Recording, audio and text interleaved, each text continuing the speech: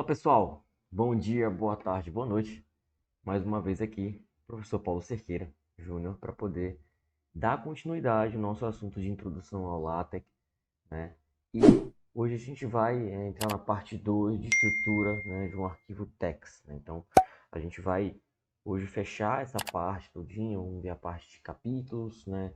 Como introduzir a parte de capítulos, como introduzir a parte de seções, subseções, né? Alguma ideia de alinhamento, né? Aquela parte de centralização, à direita, à esquerda, tá?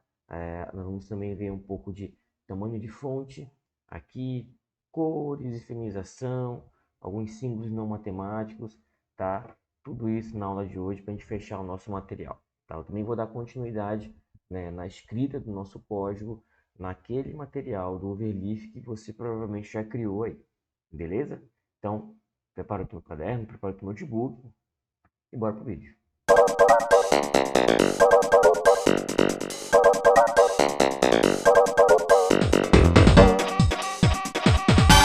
Bom, pessoal, então, continuando nessa parte de estrutura de um texto, né, do LaTeX, né, a gente vai pegar aquele mesmo script, né, e vamos já treinando essa parte, né, que está faltando para essa aula. Então, a parte de capítulos, como introduzir seções, né, como introduzir subseções, tá, dentro de um script, né, é uma situação super simples, né? Então, por exemplo, para a gente introduzir, né, um capítulo, basta a gente usar o barra chapter, né, e bota o nome do capítulo que você quer, tá? Ele já faz a organização bonitinha para você, já coloca no formato de tipo de fonte, negritado, tudo, tal, bonitinho. Se você não quiser, né, a numeração, por exemplo, só quer aquele realce representando um capítulo, tá? Sem numeração, basta colocar, né, um asterístico aqui, né, e o nome do capítulo também. A mesma coisa funciona, pessoal, para seção. Então, para seção, eu tenho barra section, tá? O nome da seção, se eu não quiser numerada, eu boto o asterístico na frente, né? Subsection, nome da subseção, eu tenho subsection, tá? É o nome da subseção e por aí vai, né? No máximo ali a subseção já é suficiente. Abaixo disso você já nem consegue mais uma numeração, ele já bota só um realce em negrito, tá? Então, essa aqui é a estrutura, né, que nós temos para capítulos, seções e subseções. Bora lá dar uma olhada no Overleaf para ver como é que funciona? Vem comigo. Bom, aqui no Overleaf, né, eu peguei aquele arquivo da última aula, tá? Eu já coloquei as informações aqui de alguns pacotes importantes, só esqueci de comentar aqui, né? Então, pacotes, né? Pacotes importantes, tá? Formatação de margens, aqui eu estou errando, formatação de margens, e aqui, né, vamos dizer assim, um cabeçalho, né? Cabeçalho aqui, que seria a nossa apresentação inicial, tá? Daqui a gente inicia o nosso texto, né? Isso aqui é a apresentação do cabeçalho, como a gente viu na aula passada, que é o que está compilado aqui para vocês verem, tá? Lá, pronto, bonitinho, tá? Agora, por exemplo, se você quiser colocar um formato de capítulo, né? Chapter. Vou escrever aqui, chapter. Então, a gente tem aqui exemplo, né? Exemplo de capítulos. Capítulos, tá? Então, vamos botar um comentário aqui só para a gente poder se organizar, né? Aprendendo. Ou só botar só capítulos, né? Aí você já... Capítulos, seções, subseções e subseções, tá? Daqui para cá, capítulo, né? Nós temos também aqui o section, que é a da seção, tá? Exemplo de seção, seção, tá? Exemplo de subseção, tá? Deixa eu dar um enter aqui para a gente conseguir jogar mais para cima. Tá aqui. Subsection, aqui também um subsection, tá?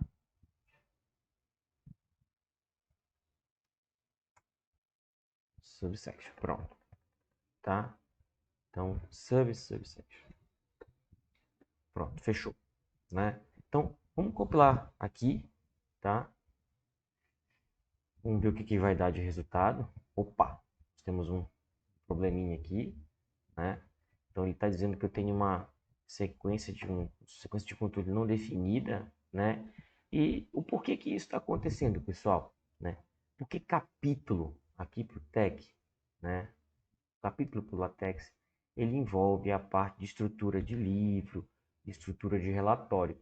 O formato da classe de documentos que a gente está usando é de artigo, tá? Então, esse formato de capítulo não vai funcionar, né? O que vai funcionar somente são a parte de seções, subseções, né? Subseções, tá? Então, aqui, né, nesse formato aqui, ele apresenta e tudo com erro e tal, mas na verdade não seria um exemplo, ó. Se você observar aqui, ó, ele nem compilou, ele só pega a parte de seções, tá? Poxa, professor, então como é que a gente consegue enxergar essa parte de capítulo, né? Se você, por exemplo, quiser colocar no formato de relatório aqui, ó, report, né? Tá? E recompilar, né?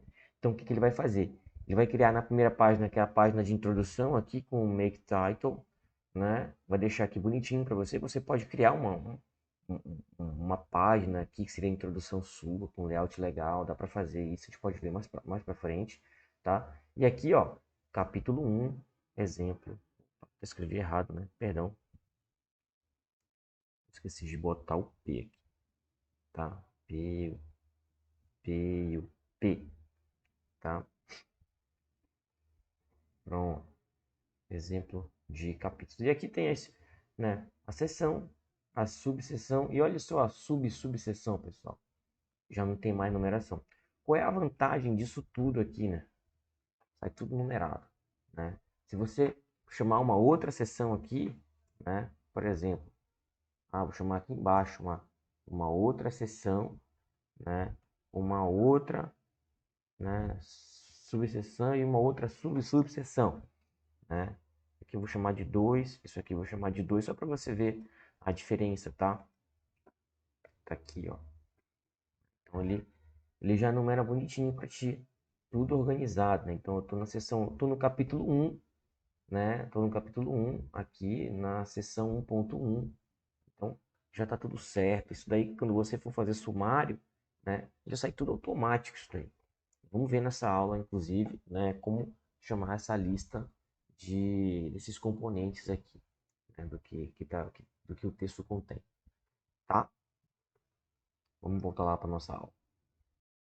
Assim, o texto do text, né, ele é digitado normalmente, como se você estivesse no Word escrevendo, tá?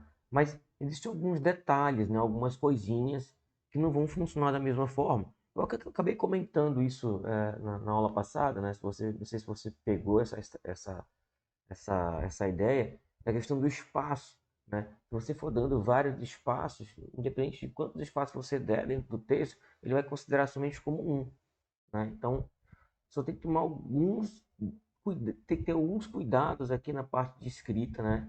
Para você não ficar batendo cabeça às vezes à toa. Então, por exemplo, quer iniciar um parágrafo no meio do texto, né? Então, pula uma linha. Basta pular uma linha que ele já inicia o parágrafo para você, né? Mudar de página, tem um comando que é o /new page. Tá? Eu quero mudar de página. Não tem que mudar enter aqui, porque você não tem lá no script a ideia, olha, a página acaba aqui. Não. Só vai acabar a página quando o seu texto, né, preencher uma página quando ele compilar. Tá? Mas eu quero mudar assim mesmo, não tem problema. Você tem que usar um código para poder trocar de página. No caso seria o new page. Uma quebra de linha, que é o line break, né? Ou você pode usar o new line também, é a mesma coisa, ou esses duas barras invertidas juntinhas. Tem uns dois barras que funcionam, né? Mudar de linha sem iniciar um parágrafo, tá? Forçar um parágrafo no início dos capítulos, seções, subseções. Aí tem o ident first, né? Aí você pode usar esse pacote aqui que ele já organiza para você, tá? Abrir aspas, né? Use o acento agudo né? E para fechá-los, use o grave, né? 2 vezes, tá? Então, tem todos esses detalhes que você precisa, né, organizar e saber para conseguir trabalhar o seu texto, tá? Vamos, vamos lá para a gente ver como é que funciona isso daí, como é que a gente consegue botar um new line, um new page, um line break, só para você entender. Bora lá comigo? Bom, então aqui, né, vamos ver como é que funciona as funções de trabalhar os espaços, né, dentro do texto. Então aqui é o new line, é o new page, né, new line, é a nova linha, né, e entre outros, tá? Então, por exemplo, vamos supor aqui, né, eu estou escrevendo meu texto aqui, este trabalho, né, faz referência, né, ao modelo, estatístico, estatístico, estatístico de Cox, pronto, Cox, modelo de Cox. Tudo certo aqui, beleza, tal, tranquilo. Poxa, não quis mais trabalhar aqui nessa página, né? É um exemplo, é um texto dessa subseção que vai sair debaixo dali do exemplo de subseção 2, né? Quando ele compilar, eu quero trocar de página. Beleza, tranquilo. Então, aqui você escreve new page, tá? Bom, como é que eu vou saber se ele trocou de página ou não, né? Vamos pegar um texto aqui, né? Estamos na outra página, tá? Aqui, beleza. Então vamos compilar aqui, tá? Se você quiser deixar no article aqui, que é a classe de documentos de artigo, né? Ou deixar aqui no report para você conseguir enxergar o formato do capítulo, tanto faz. Se quiser deixar num formato de artigo, né? Basta você comentar aqui, ó, né? Então, se você quiser botar lá no article, né? O estilo do PDF vai ser outro, tá? Mas a ideia é a mesma, tá, gente? Para essas funções que a gente está utilizando. Não vai apresentar problema, tá? Então tá aqui, ó, o new line faz isso, new page faz isso, tá? Então você já consegue usar aqui a função new page, né, para mudar de página. Enumeração, pessoal, também é automático, tá? Você consegue numerar de forma super tranquila. Então é isso uma coisa que eu falo para vocês, né? Também falando desde o primeiro dia de aula, essa formatação, né? Toda essa estrutura do texto já vem pronta para você. Você não precisa se preocupar com nada, né? Alguns detalhes, algumas coisas assim, mas nada da estrutura do texto, do layout da página você vai precisar. Já vai estar tudo definido no seu preâmbulo. Basta você colocar o seu texto e sair escrevendo, tá? Então, outra linha, né? Então aqui eu quero, por exemplo, vamos supor, né, que eu quero, ao invés de escrever aqui, né, observe que eu estou começando noutra linha aqui do script, né, aí meio que dá a ideia que eu estou numa outra linha. Então aqui, ó, né, estamos escrevendo em outra linha, tá? Se você compilar aqui, né, e for lá na outra página, tá? Ele botou para você aqui, ó, tá? Então, a estratégia aqui você pode usar um barra barra para ele quebrar a linha, tá? É o que eu mais uso, né? Um barra barra para quebrar a linha ou um new line, tá? Para quebrar a linha também funciona, tá? A mesma ideia, ou qualquer uma daquelas outras funções que eu mostrei lá no slide para você, tá? Eu gosto muito do barra barra, eu uso direto barra barra para poder quebrar a linha quando há necessidade, né? Eu não uso direto, prefiro usar mesmo o espaço aqui, né? Porque se você quiser, basta dar um enter aqui, ele quebra. Só que o que acontece aqui, se você observar, ó, que ele cria um outro parágrafo para a gente, né?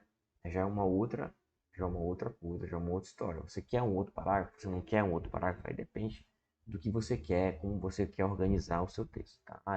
É uma frase em seguida, não sei. Aí tem que pensar como é que é o seu texto para você trabalhar, tá?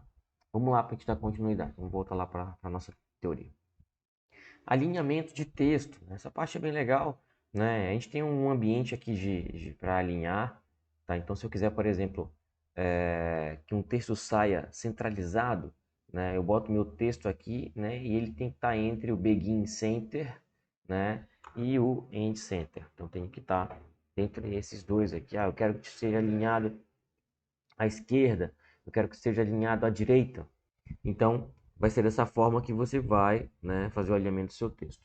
O justificado não tem uma função pronta, pessoal. Então você vai ter que usar esse pacotinho aqui, né, com a função justifying, né, antes do, do seu texto para poder organizar, tá? Mas no geral, né, pelo menos para as coisas que eu preciso, que eu escrevo, né, sempre está justificado. Sempre, pessoal. A única coisa que você tem que tomar cuidado, às vezes, é com a parte do hífen, né? Tem que ser colocado em algumas palavras para ele poder quebrar certo na mudança, na troca de linha, tá? Mas no mais, já vem tudo justificado. Ah, vamos supor que não esteja justificado, ele não está justificando. Beleza. Tá aqui, usa a função, o pacote, usando a função justifying. Pronto, tá resolvido o teu problema, tá? Vamos lá ver como é que funciona essa parte de alinhamento, para a gente entender legal. Bom, então vamos pegar um texto aqui, né? Por exemplo, vamos botar aqui o que nós estamos fazendo, que é a parte de alinhamento, né? Alinhamento de texto, tá? Aqui eu vou usar o Begin Center, né? O legal quando ele inicia o Begin aqui, que ele já dá várias outras opções, né? De outros ambientes aqui. O ambiente que a gente está usando é o Center aqui, tá? Ele já completa com o End pra gente, isso é muito legal, eu acho muito massa isso, né? Então, por exemplo, o modelo de regressão linear simples, contém somente, eu esqueci de colocar o P, tá? Contém somente uma variável preditora, tá? Então, tá aqui, tá? Vamos fazer aqui com o center, né? Vamos usar o flush left, tá? Tem que pegar direitinho aqui. Observem que variável. Observe, ele aparece uns tons de vermelho aqui, justamente dizendo que o código está mal escrito, tá? E se eu tenho flush left, precisa de um flush right. Tá? Aqui o flush right.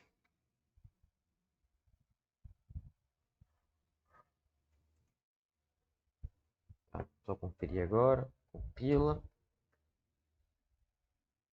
Tá? Então, a gente tem o texto normal, a gente pode até abrir um section aqui, né?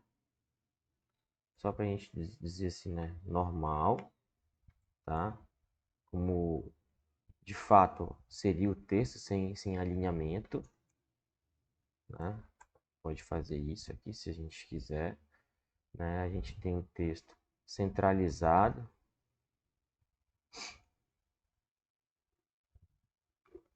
tá? À esquerda,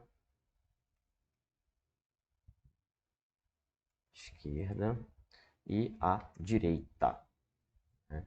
Então, à direita.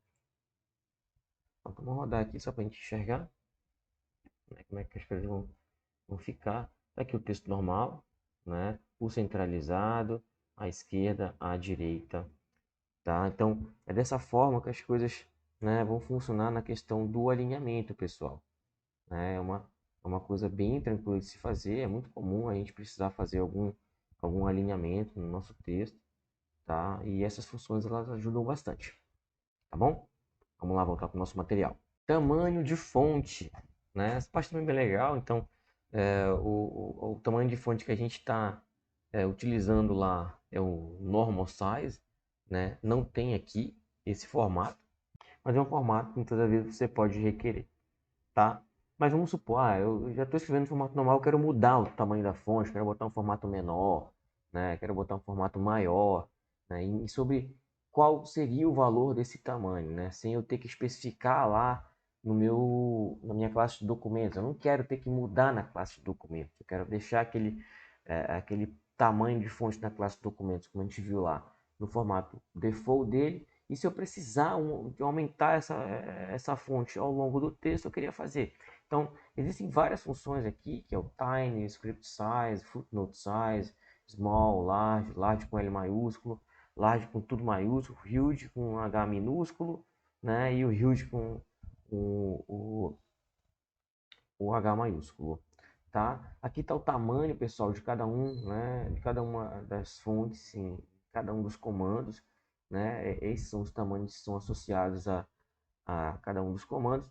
E aqui um resultado, né? Então esse é o menor, o tiny é o menor tamanho de fonte que você consegue trabalhar, né? Até o maior, que é o huge, com H maiúsculo, né? Que seria no caso ali em torno de 25, tá? O tamanho da fonte. Vamos ver lá como é que fica, né? A gente pode até pegar aqui uma cola, né? Jogar lá uma cola só para a gente poder se divertir. Bora lá pro Overleaf. Então, vamos ver aqui o tamanho de fonte, tá? Deixa eu colar aqui aquilo que a gente pegou lá. Deixa eu botar aqui aquilo que a gente pegou de lá, né? Então, tiny o menor, né? A gente sempre precisa colocar, é interessante, se você puder, né? Ou até não aqui, vamos deixar sem parênteses mesmo, só para você, sem a chave, só para você ver mesmo que ele modifica, tá? A gente pode até pegar o nosso exemplo de texto aqui, ó. Time aqui, né? Script size aqui, footnote size, né? Tem o small, mas tem, por exemplo, que é o normal size, né? Size é o formato que ele já escreve normal para você, tá? Vamos botar aqui o small, tá? Vamos botar aqui também o large com L minúsculo, o large com L primeiro maiúsculo, né? Tudo maiúsculo. Então, tem vários tamaninhos aqui, né, de fonte para você se divertir, tá? E colocar da forma como você, né, tem, de acordo com a sua necessidade, né? Então, dando várias vezes aqui, ó, olha o tamanho do texto como é que fica, no menor, tá? Até o maior tamanho que nós temos aqui pro tag, beleza? Tá? Então, a gente até pode botar uma subseção aqui, um section aqui, só para você depois, né? Poxa, eu quero uma seção disso daqui, né? Section, né? Então, tamanho de fonte. Ao invés de você colocar comentário, você pode abrir um section para cada situação, né? Do alinhamento, né? Então, por exemplo, aqui a mesma coisa, a gente pode colocar aqui, né? Alinhamento de texto. Depois você dá uma ajeitada para os anteriores, tá? Tamanho. Só que aí o tamanho aqui, o alinhamento vai ter que ser um subsection, né? Aqui vai ter que ser um sub. Deixa eu ajeitar aqui para você. Em cada um aqui ele tem que ser um sub, senão ele vai criar muitas subseções. E a gente não quer isso, tá? Muitas seções, na verdade. Faltou um normal aqui. Um sub. Pronto, tá? Então, tudo de alinhamento de texto está dentro da seção 3, tamanho de fonte está dentro da seção 4 e assim por diante. Então, colocar tamanho de texto é isso, pessoal, né? É você especificar aqui, né, o que vem antes, né? Você vai botar o código antes e tudo que vem depois vem no formato usual. Então, por exemplo, você colocou, eu quero com tamanho tiny aqui porque eu queria botar pequenininho mesmo, tranquilo, beleza. Só que depois você tem que voltar pro original, tá? E a normal size que é o comando que a gente utiliza para poder voltar para o tamanho de fonte usual, tá? Bora lá voltar para o nosso slide. Estilo de texto, né?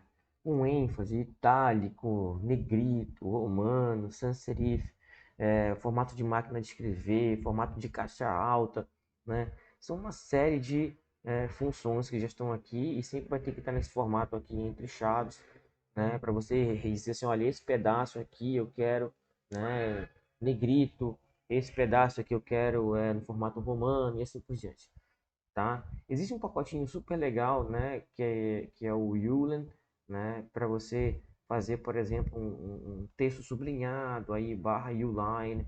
O UUline é um duplo sublinhado, né? Um U-Wave, que seria no caso um sublinhado de ondas aqui. Eu posso ter o S-Out aqui, que é no caso riscado, e o X-Out, né, que é o muito riscado. Tá tudo riscadinho aqui, para você que, por exemplo, eu quero fazer uma apresentação, então vou corrigir um texto do meu aluno, né, ou de um artigo que eu estou fazendo aqui e tal, entre os meus colegas, quero usar esses artifícios para poder dizer assim, olha, eu vou retirar isso daqui, ou então vou marcar esse pedaço aqui e tal.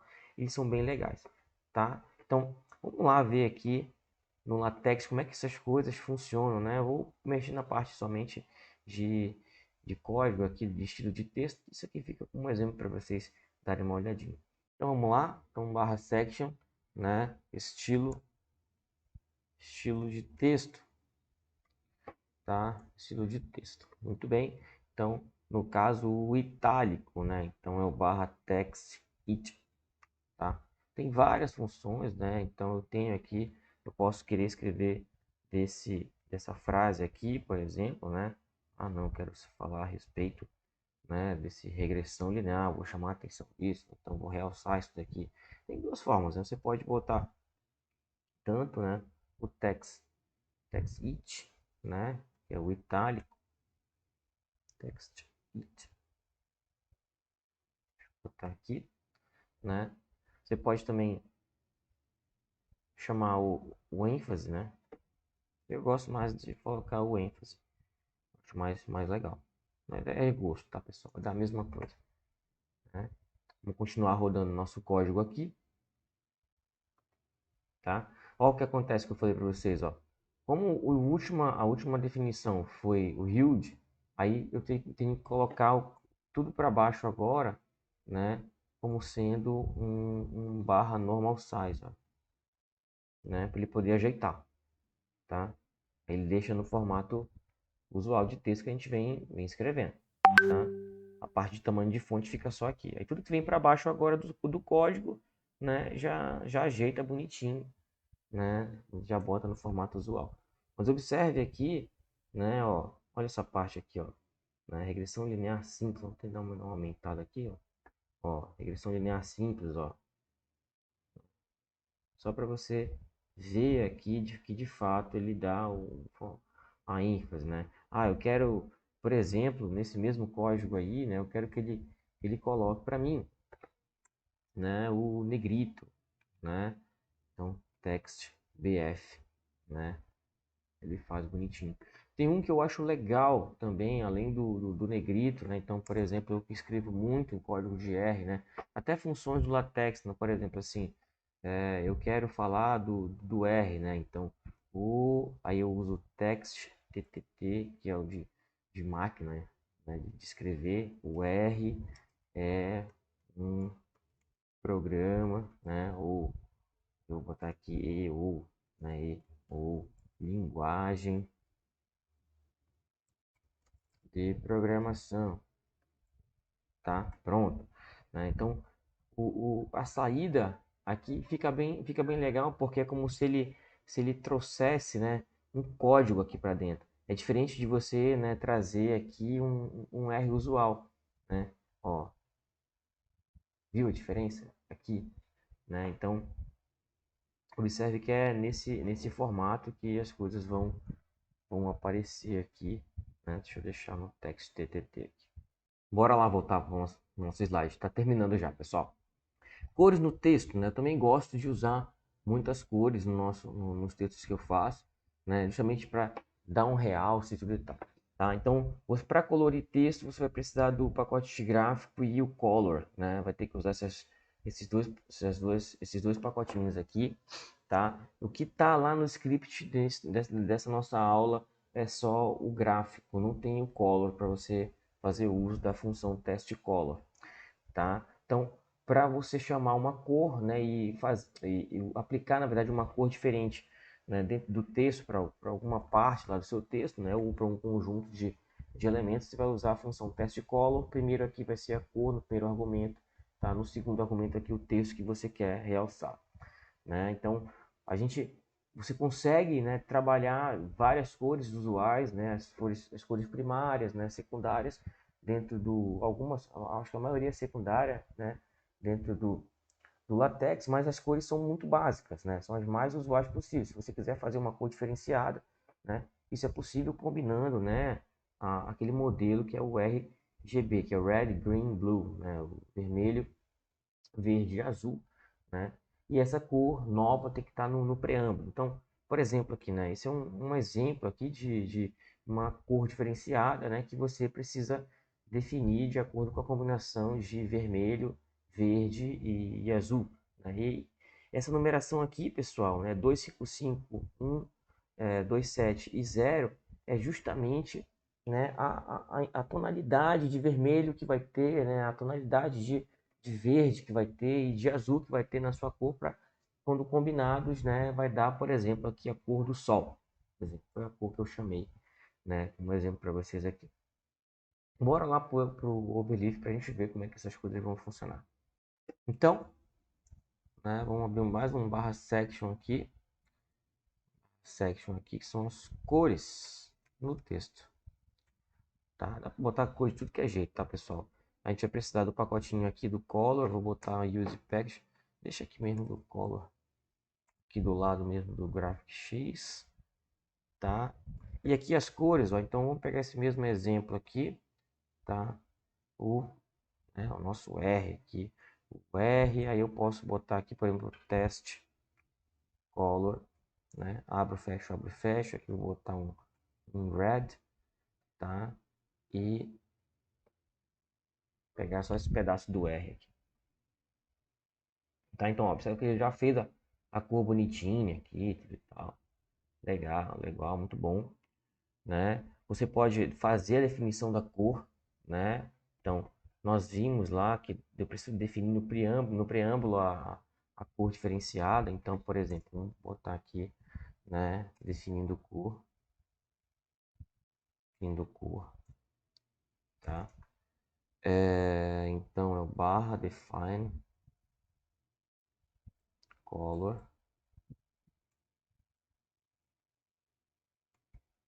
O nome aqui é o cor do sol, né? Cor do sol, tá? Só pegar a tonalidade lá no slide rapidinho. No caso aqui é 255, 127, né? Vou pegar aqui. Opa. Acho que eu gravei. É o RGB, né? Aqui é o 255. Eita. 255, 127,0. Pronto. Defini aqui a cor do sol, tá? Definido isso, você consegue chamar essa cor aqui, né? O test color. Se não fizer isso, não tem como chamar essa cor em lugar nenhum, tá? Então aqui é a cor do sol. Pronto, tá? Vamos rodar aqui. Ó, ele já roda com um amarelinho aqui, que é a cor que você definiu, que é aquela combinação legal lá. Beleza? Agora volta lá para o slide. Bom, aí a gente consegue brincar de qualquer jeito, né? Então eu botei um exemplo aqui para vocês, é o test color com azul, com vermelho, verde, roxo.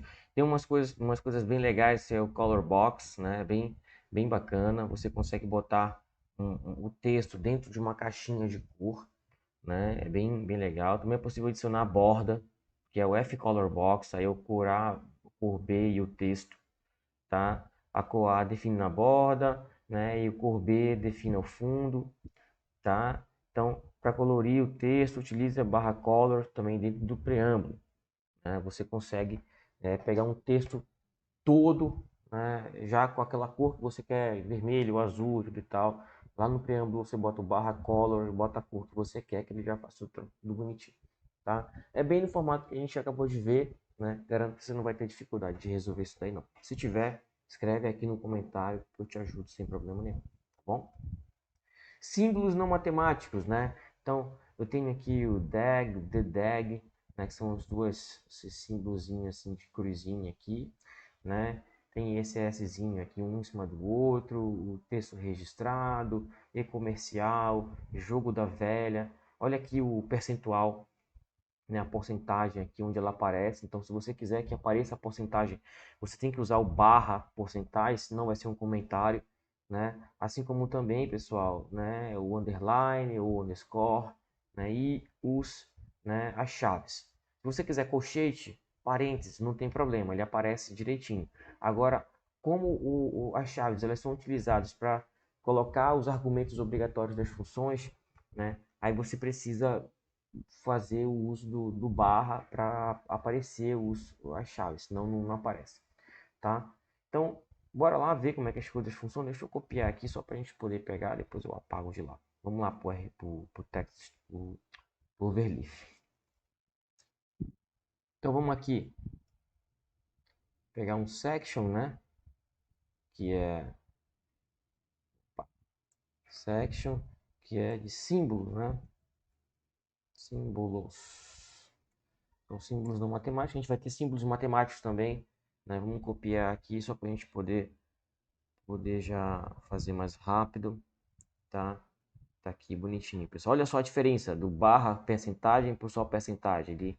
Ele transforma no comentário, tá? Aqui bem legal, só para você ver como é que as coisas vão funcionar, tá? Vai ficar tudo um do lado do outro, mas depois você, se você quiser brincar com ele dentro do texto, fica à vontade, ó. Então tá aqui, ó. Todos os formatos que você quiser. Se quiser dar um espaço aqui, um enter aqui, ele vai botar, né? Tudo em linha diferente aqui, só para você enxergar de uma maneira melhor, tá? Não existem só esses símbolos, tá, pessoal? Esses aqui seriam os símbolos não matemáticos, né? Mas à medida que você vai precisando desses símbolos, você pode ir pesquisando e tudo que dá para achar sem problema nenhum. Não precisa de pacote para poder fazer isso, né? Isso está dentro do pacote usual do LaTeX, tá? É bem tranquilo de fazer, beleza? Vamos lá para o nosso slide. Sumários e listas, né? Isso é uma coisa super bacana. Eu comentei para vocês a respeito da parte do sumário, numeração de páginas e tudo tal, que ele já faz automático. Então, onde você vai colocar isso, né? Então, a Table of Contents, né? Ele vai pegar para você e já organizar no espaço do texto que você predeterminar, né? O que você, quais são as posições de cada seção, qual é a página de cada seção, né? Ou então, por exemplo, lista de tabelas, né? Ou lista de figuras, né? Aí vai dizer assim, olha, qual é a lista de figuras que você tem? Tem a figura 1, tá na página tal, tal, tal. Aí essa figura 1, ela fala disso, essa tabela aqui, ela tá na página tal, tal, tal, ela é referente a isso, então vai o título também para lá, né? Então, o LaTeX já faz tudo isso para você automático. Só tem que chamar isso no lugar certo, né? Então, Table of Contents, List of Figures, né? E o List of Tables. Então, a gente não tem figuras e tabelas até então, né? Nós vamos ter para as próximas aulas.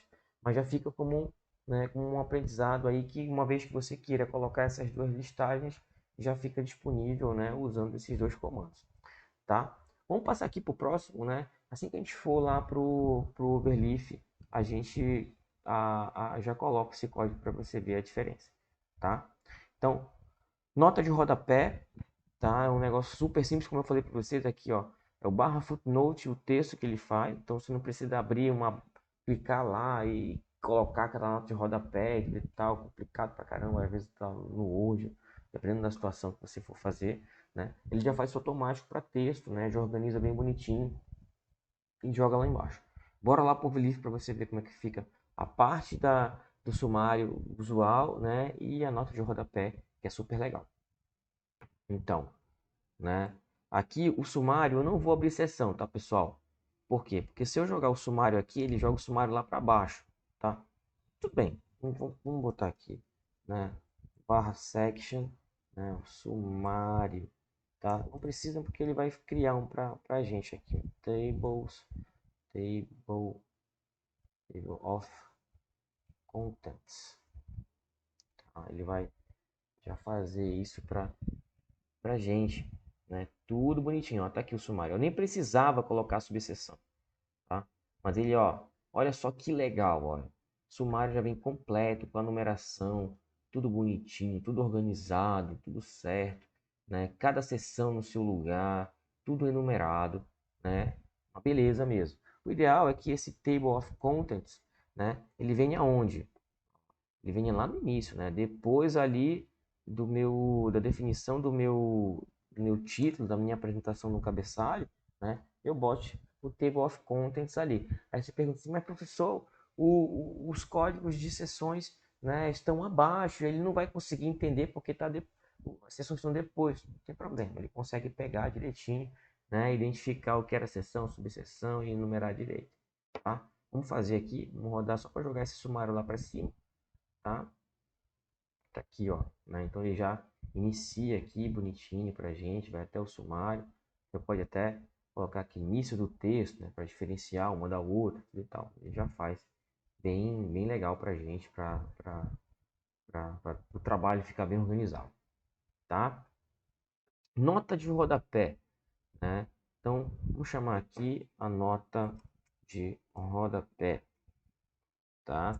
A nota de rodapé ela é super simples, né? Então vamos supor que eu queira fazer uma citação aqui, vou pegar esse código aqui que a gente vem falando a respeito do R, tá? Então o R, tal, vou deixar ele aqui, né? Eu vou agora usar a função footnote.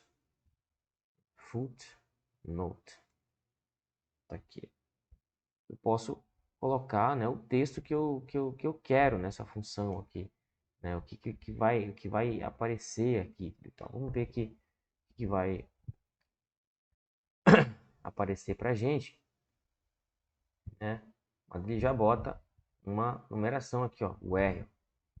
Já diz que o 1 aqui é o que a gente queria, tá? Só que eu não quero tirar o R daqui, né? Eu quero que ele bote um texto para mim a respeito do R, né? Então, footnote, aí aqui é software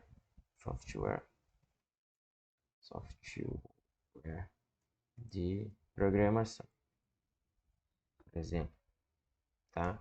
Vamos rodar de novo aqui, né? Agora ele deixou o R para mim, colocou o númerozinho lá bonitinho e aqui tá a nota de rodapé bonitinho, ele já coloca para mim tudo legal, tudo beleza, tá? Então, aquilo que eu falo para vocês, vão ter coisas que vão ser chatas no início, sim, vão ter coisas, mas depois que você pega o jeito, né, de como trabalhar com essa estrutura do arquivo, você vai embora, né? Esse primeiro momento ele é bem complicado, você não conhece as funções e tudo, tem que andar ali com um manualzinho do lado ou com, né, alguma videoaula, alguma coisa do tipo assim próxima de você, tá? A minha sugestão é que você pegue um manualzinho básico, né, de LaTeX para pegar o jeito. Uma vez pegando o jeito, né, você vai embora das principais funções, tá? Vamos lá para nossa aula para a gente finalizar. Bom, hifenização, né? Isso aqui é uma coisa super legal também, é importante que você coloque isso quando você tem uma quebra de texto, né? Uma quebra de palavra, uma linha para outra, e é necessário que você coloque a hifenização, dependendo da palavra que for, né? Se for ler o seu texto e ele estiver quebrando no lugar errado, você vai ter que ir lá no preâmbulo, dizer lá, hifenização, né? Aí é engenharia. Pronto, tem que dizer isso, tem que colocar, né, o formato direitinho. Tá? Então, dá para fazer isso daí, dá para organizar isso daí, né, dentro do seu texto sem problema nenhum, tá? Não é tão comum isso ocorrer, mas ocorre, tá, pessoal? Então é necessário que tenha, na hora da sua leitura, você ver se ele está fazendo a quebra de forma correta, tá? E o nosso último assunto aqui é de espaçamento, né? Então você consegue aqui de fato colocar o espaço que você quiser, né? Em centímetros, né? Para sentido vertical, sentido horizontal, né? Dá para você trabalhar de forma legal. As duas funções que eu uso mais são o hspace e o vspace, né? São os dois as duas funções que eu uso direto para poder dar espaçamento no texto quando precisa, tá? Vamos lá no Overleaf para te ensinar como é que faz esse espaçamento. Então, vamos ver aqui barra section, né? Espaçamento.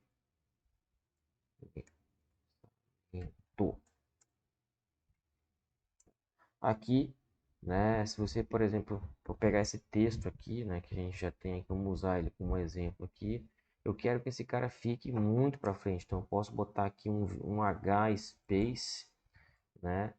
Eu tenho que botar em centímetros aqui, vou botar aqui 2 centímetros, tá? Vou rodar aqui para você ver.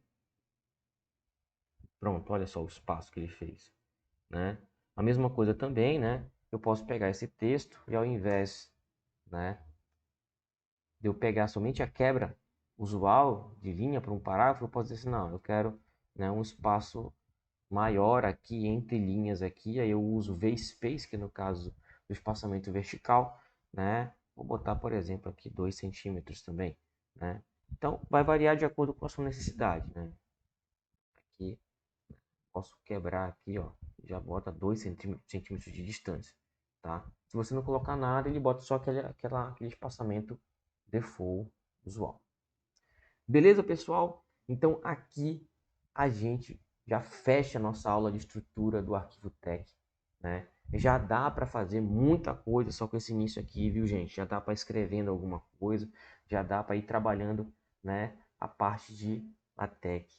Legal, tá bom? Se não é inscrito no canal, se inscreve, né? Dá uma curtida, né, no vídeo se gostou, né? E se escreve aqui nos comentários o que ficou legal e o que não ficou. Beleza? Grande abraço para você e até a próxima.